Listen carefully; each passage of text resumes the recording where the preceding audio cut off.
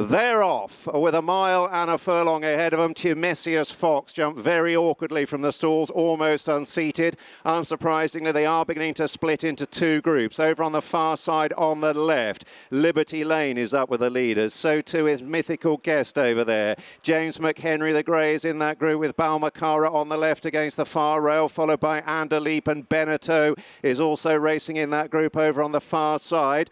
Look Back Smiling is further back with La Trinidad in a red and white jacket. He has gone over towards the far side, the left-hand group. There's a group that are racing down the centre of the course that include Poneros in a violet jacket. He's right up with the leaders with the grey Silver Sword, and Norwalk Havoc is up there as well with Empire State of Mind.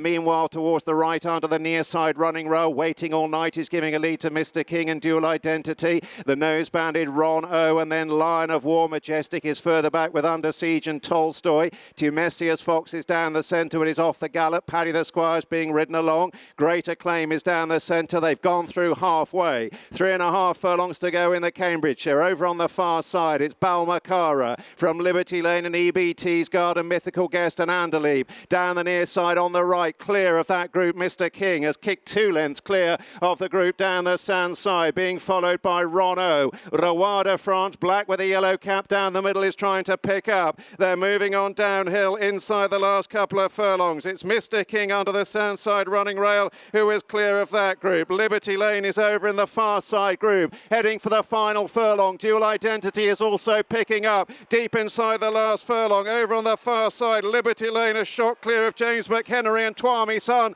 The far side Habit, Liberty Lane, a stellar season for Karl Burke. Liberty Lane wins the Cambridgeshire over James McHenry, Twami Son, Beneteau, Anderleep and EBT's Guard. The far side emphatically in control.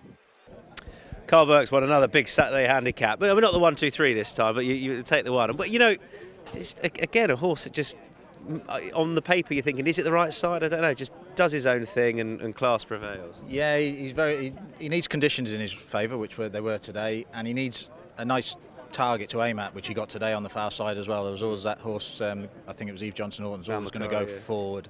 So we were happy with the draw, happy with the horses around us, and I was a little bit concerned at halfway through the camera angle changed and we had a length or two to make up, but yeah. Cliff said he was always travelling with the 2 gears left, you know, from halfway. Were you sort of happy when he picked it up? Is that the right time in the race for him to pick it up and go on? Yeah, I think I'd have been happier if there was a horse to lead him, but Cliff said he was just going so well, he just didn't want to disappoint him and break his stride, you know, and he was in a lovely rhythm early. In his earlier days he was pulling too hard and being a bit keen. I ran him in the Dante thinking we had an each way chance there, and we didn't want to make it, and he ended up running 2 free, but he still led them towards the furlong pole that day, and some high class horses in that race. He's a very good horse, and he's just getting his act together now. And he clearly likes it here. Is there something in there? No, I don't think so. I mean, he ran very well at Doncaster last time, and over 1.25 miles, maybe just in front 100 yards too soon. But you know, I was a bit worried that race was. I'd have liked another week with him at home, but you know, he's just come right at the right time. Before this? Doncaster was only 2 weeks ago. I thought I might have knocked the edge off him a little bit because he had a hard race that day to get beat.